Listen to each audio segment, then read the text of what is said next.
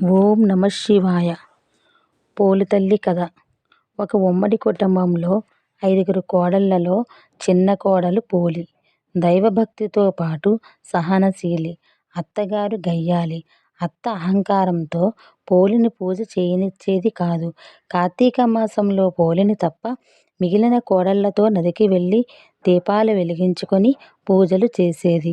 పోలి మాత్రం అత్తగారు, తోడికోడళ్ళు వెళ్ళగానే పెరట్లోని పత్తి చెట్టు నుంచి కాస్త పత్తిని తీసుకొని కవ్వానికి ఉన్న వెన్నను తీసి పత్తికి రాసి దీపం వెలిగించేది. ఆ దీపం ఎవరికంటా పడకుండా దానిపై బుట్ట బోర్లించేది. చివరికి మార్గశిర శుద్ధ పాడ్యమి రోజు ఇంటి పనులు పూర్తి చేసుకుని కార్తీక దీపం వెలిగించింది. మిగతా వారు నివ్వెరపోయేలా నిష్కల్మష భక్తికి మెచ్చిన భగవంతుడు సశరీరంతో స్వర్గానికి తీసుకువెళ్ళిపోతాడు.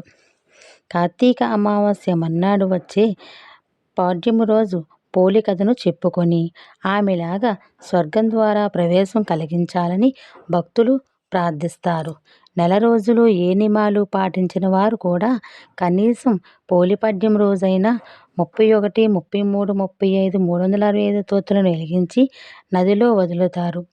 నది లేదా కోనేరు అవకాశం లేని వారు తులసి కోట వద్ద కానీ లేదా పళ్ళెంలో నీరు పోసుకొని కానీ తులసి దళాలు, పువ్వులు, పసుపు, కుంకుమ వేసుకొని దీపాలు వదులుకుంటారు అని పెద్దలు చెబుతున్నారు.